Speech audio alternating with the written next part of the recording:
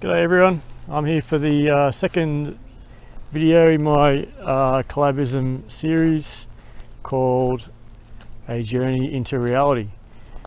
Okay, so in the last video I discussed some of the sort of reasons why people from hunter-gatherer societies may find modern society difficult because we're not really adapted to this environment.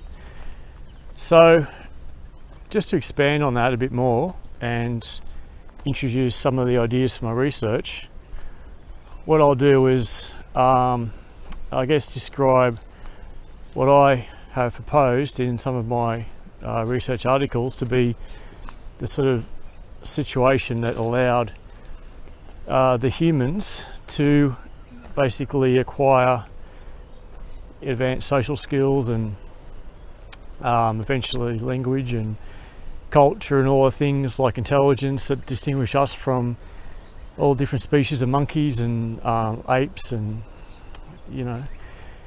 that are found all around the world. So now interestingly it's been theorized that early hominins actually arose many times and they preceded the development of various sort of more advanced species like Neanderthals and Homo erectus that eventually gave rise to modern humans. So there was something about basically when the last common ancestor of chimpanzees and humans, something about it leaving the forest to enter the savannah that created a different kind of basically set of social behaviors. And what I theorize is that we took advantage, or our ancestors took advantage of what are called agonic and hedonic behaviors, but these are essentially two sets of reactions or two ways of behaving, one of which is in a hierarchy and one is in a collaborative group. So without going into the chimpanzee behavior too much, basically what I am saying happened is that our ancestors in their tribes had the option of choosing between subgroups, which are basically groups of say 5 or 6 people, individuals amongst in a tribe of say 20 to 50. So you'd have a number of options, almost like choosing a political party to join. But so these subgroups might have been going out hunting or gathering or doing various tasks, but some of them were more hierarchical and some were less hierarchical, i.e. they were more collaborative. And what would happen in a hierarchical group is that the subordinate members would basically be bullied and pushed around, and the dominant and say, his, because this was generally a male, his allies would sort of, take the spoils, basically most of the benefits, including access to females, because at the time there wasn't women's liberation and stuff like that. Women and females were seen as being inferior to males, and they were wanted for their reproduction and for mating purposes. So males would compete for females, and in a hierarchical group, the dominants would basically monopolize all the mating that was going on. So the point being is that let's go this way.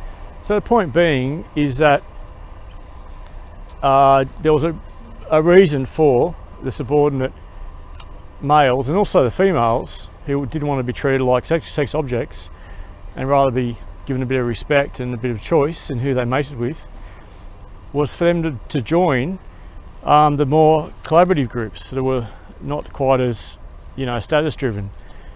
And what I'm proposing is that over hundreds of thousands of years, this allowed collaborative groups to basically prosper, subgroups within the tribe, until the entire tribe became a lot more collaborative. And that's what we see in hunter-gatherer societies today. They are a lot more collaborative when it comes to how they act towards each other. And for example, when they select a leader, the leader may only lead for a certain time or for a certain type of task, and then the job will be handed over to a different person to lead. So how does that bear on to today, and why we're here? Well, what I propose is that humans have an ability to, that's drawn from those ancient times, have an ability to what's called engage and disengage from a workplace or a friendship group or a family or any group of people. We have an ability to engage and disengage ourselves, basically withdraw our effort or put effort in. And what I'm proposing is that the actual best way to live a good life is to find opportunities for you to engage with other people that you like to be around and that appreciate you. And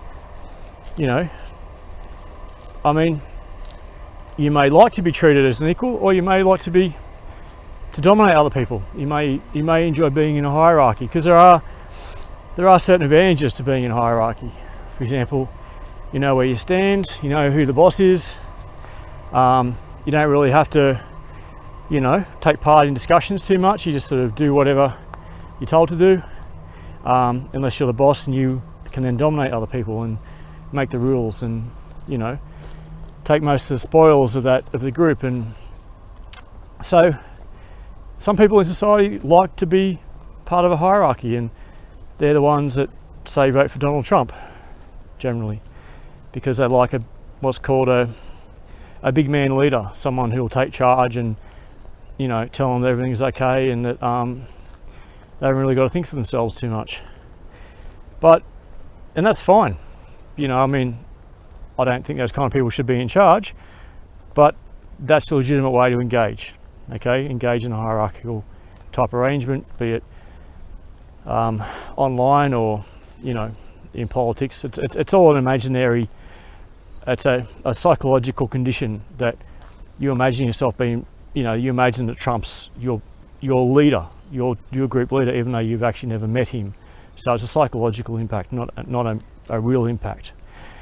But other people enjoy being part of a collaborative group, or you might like somewhere in between. But a collaborative group is, more likely to enjoy everyone being equal and want to give everyone a say and reach consensus on any kind of issue that's coming up. And you enjoy having a say yourself, and and those kind of groups make you let you feel engaged. And so when you feel engaged, you feel able to put the best of yourself in with the collective endeavours, and that's very satisfying. So a lot of people are naturally, that they can adapt to both actually, and that is probably a skill set that a lot of people in modern societies have kind of lost. It's the ability to engage in both hierarchy and in collaboration.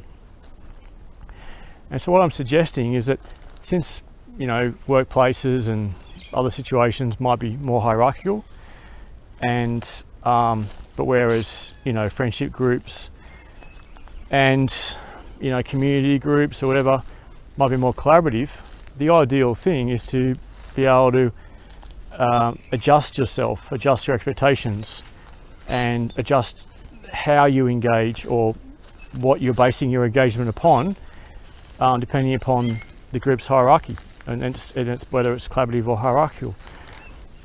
So I think what I'm proposing is to to be a really successful human and to really get the most out of life, I think you need to develop not only social skills in general, but social skills in particular in both those two realms.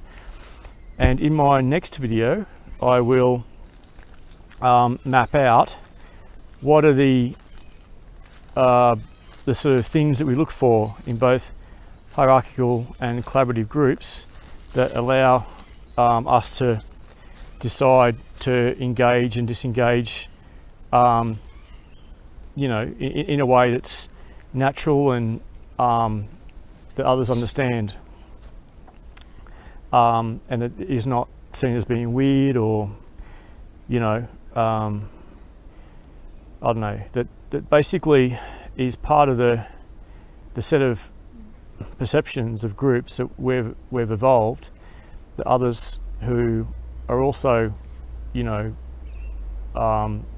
socially adept can comprehend in others or renew. So when you act in a certain way in response to a certain person's behavior or you know, a certain set of conditions, that others say, okay, well, yeah, how he's acting is completely reasonable, and that then makes sure that you're able to synchronize yourself with the group in general.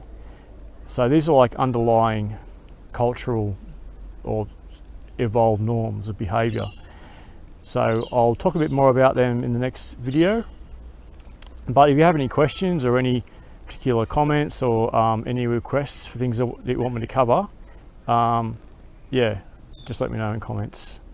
So thanks for watching, and I'll see you next time.